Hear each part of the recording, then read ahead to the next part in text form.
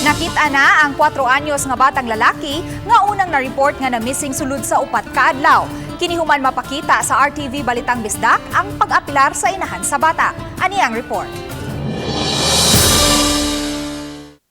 Naibtan sa Kabalaka ang inahan nga si Flechit Ibesa nga sa katapusan mahibalik na siyang kiliran si Sion Ivern, ang 4 anyos nga nawagtang.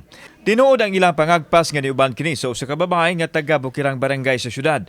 Apan giklaro sa inahan nga wala kunoy daotang intensyon ng babae nga wa niya nganli sa pagdala sa iyang anak. Naluoy lang kuno kini diha nakita ang bata nga way kauban. Inay gipasalamatan ni Ibesa ang babae kay giatiman niini si Zion. Sumani Flechit nga wala masayod ang babae nga nakadala sa iyang anak nga nag-viral na diay sa social media ang pagpangita sa bata kay hinay kuno ang signal dito sa bukid. Apan sa report na sa Balitang Bisdak na kini nasayod nga nanawagan ang inahan nga ibalik ang bata. Tungod kay adunay mga igagaw ang inahan sa bata nga tuapod nagpuyo sa Mountain Barangay, dito lang una niya kini gipa-turn over.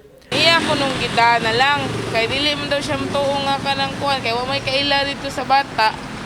Oto, sa pila ka days, idara niya daw niya, diraan niya na ibawaan katong nakita na siya sa Balitang Bisdak. Walay plano ang inahan nga moreklamo sa babae nga nagdala sa iyang anak. Wakay plano mo reklamo at babae ni dala niya?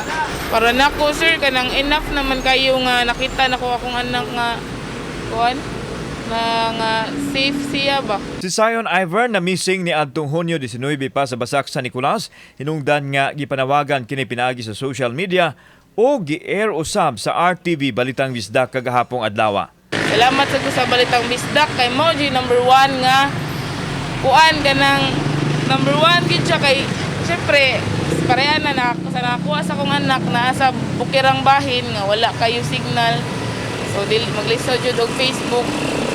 So ang nahitabo ang Balitang Bisdak may way niya nga nakita siya sa TV. Dunay nakatunan nga leksyon ang inahan sa bata o nangayo sab kini og pasaylo sa iyang anak. Anak, sorry jud kayo nak niya. Eh saon to man si mama gabi man mag-work niya. Pahuway man tag adlawan na may ipahuway na to. Pero sunod lak balag less na lang kay kog pahuway, bantayan na lang jud tika.